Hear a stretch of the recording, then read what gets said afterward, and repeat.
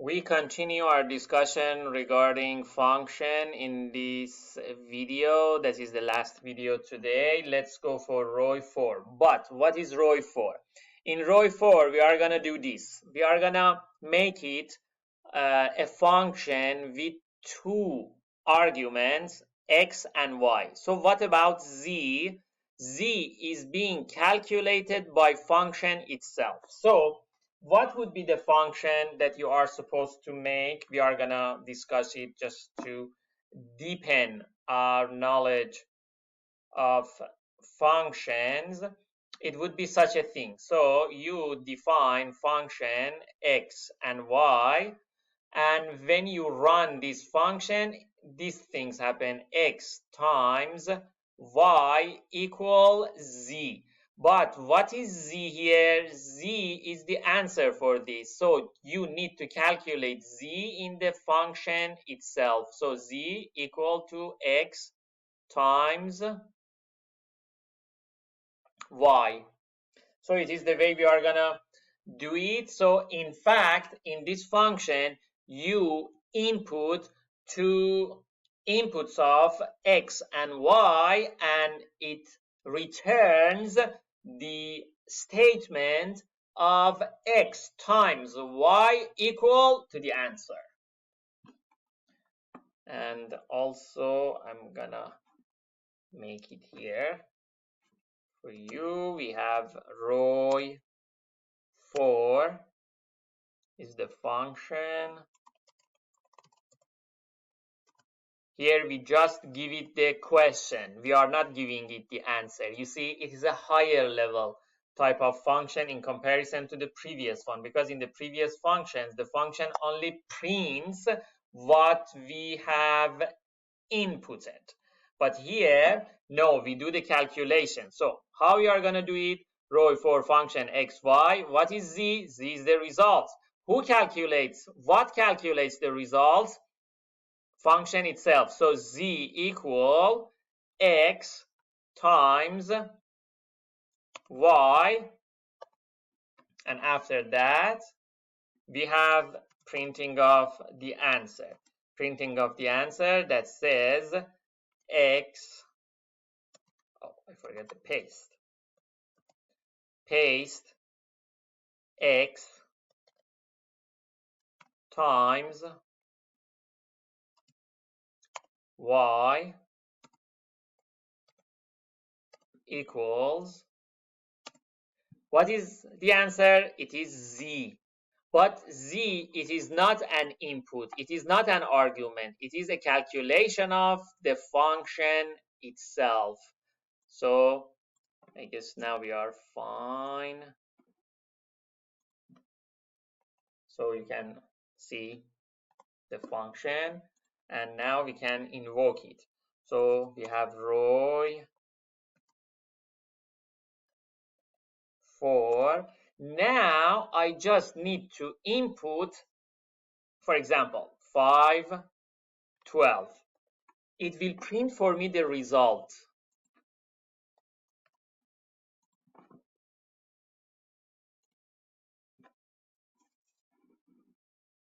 Here you can see the results. It says 5 times 12, 60. So now it is more like a calculator. I'm going to put something, for example, 33, 77. Now I have a calculator, in fact. So it says 2541 is the answer for that. So it is another type of function that now you are seeing the evolution of the function, that we start from something that's super simple and we are making it more advanced. And I hope in this journey you are getting the concept of functions well. So please try your best to make sure you are completely caught up with everything we have discussed about functions before I explain the next challenge we have regarding the functions. The last point we are discussing today about function is about this return value that I agree with you, it's a little bit vague. So I'm gonna explain this to you with some sort of examples so you can see the results. In the example that we are gonna do, that according to this explanation that now I'm giving you, you can do it ahead of me and just check your answer with me. But we are gonna do it in this way. We are gonna make a function with two arguments. Okay, and after we make the function with two arguments, we are going to calculate two variables inside the function.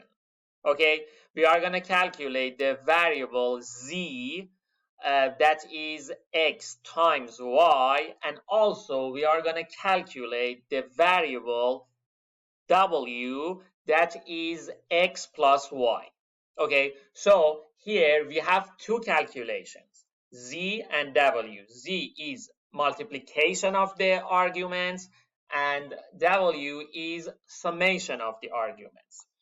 And after that, we put two calculated variables of z and w inside the function.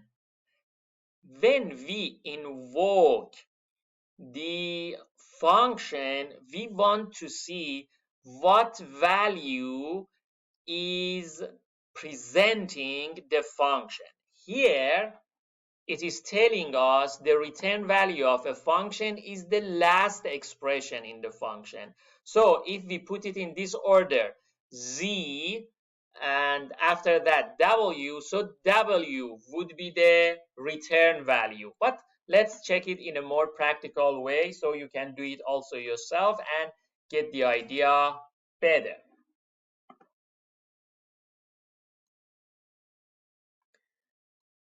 Okay, row 5 equal function. We have two arguments, x and y, and we are gonna calculate these two variables. Z equals x times y and w equals x plus y. And after that, we are putting the value z and w. Okay, so we have this function. This type of function we are reviewing for the first time because for the previous one we always had some sort of printing stuff. So we have x and y calculation and that's it. Okay, and now I want to invoke row 5 and see what happens. This is the function, and now I go for row 5. Okay, I'm gonna give 3 and 5 as inputs. So since the inputs x and y are 3 and 5, z would be 15 and w would be 8. And so when I run this function, the last expression would be the return value, that is 8. Let's check it together.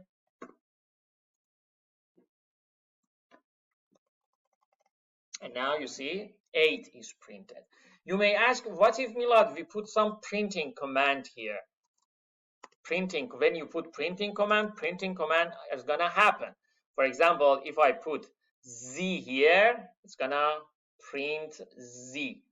So I'm gonna run this function. As you can see, we have z, w, print z, z and w. Okay, and now when I invoke it, what happens? It goes and gives the inputs 3 and 5 to the function, and z is calculated, w is calculated, z is printed, and W is also being returned.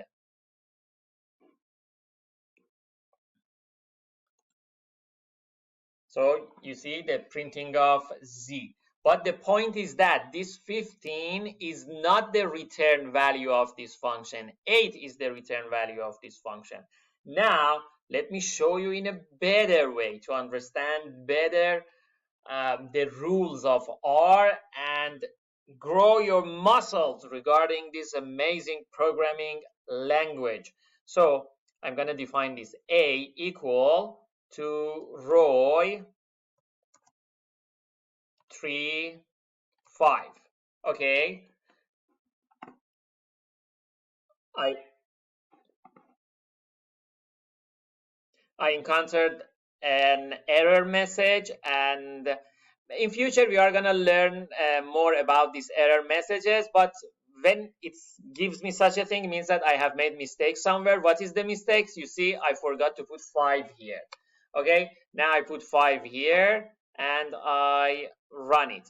When I run it, my friends, see what happens. A equals to Roy 5 3 15. This 15 that you see here is the results of running line by line, that is print Z.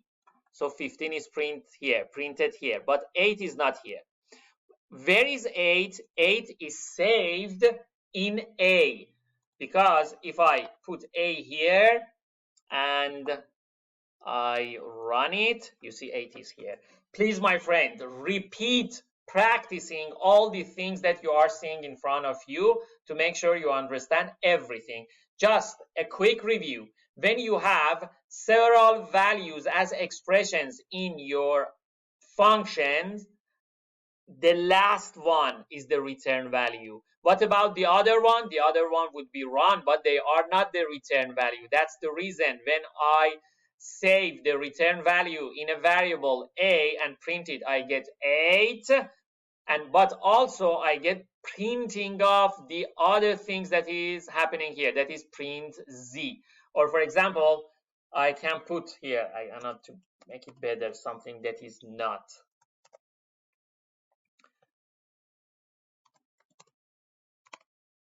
Glory, okay? And now it would be apparent that when it runs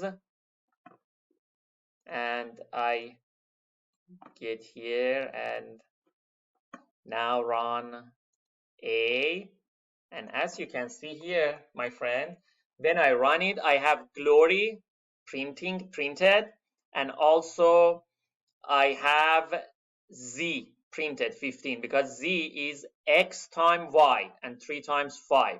But what about W? Because of the fact that W is the last expression, it is the return value. So in such a situation that you see, they are every other thing is printed except W, what I should do to get W value, I should get the return value. So I save the return value in other object that is named A, and after that I run A and I get this result. Please exercise, please repeat and make sure you get a good understanding of our programming, because 50% of our class is understanding the programming concept, the algorithm concept, that we will get to that point as well. So if you follow everything the way we discuss it in the class and make sure you are dominant on everything, that would be great progress. Because some of you tells me that you are good when you check the answer, you are good when you are following the lectures, but when you are on your own, you have problem. Okay, my friends, that's the reason I always tell you, never check the answer before you have done your best on thinking about the challenge. 1 minute is not enough, 5 minutes is not enough, 30 minutes is not enough. Make sure you put at least a couple of hours before you get to the point that you find it necessary to check the answers. Bye bye.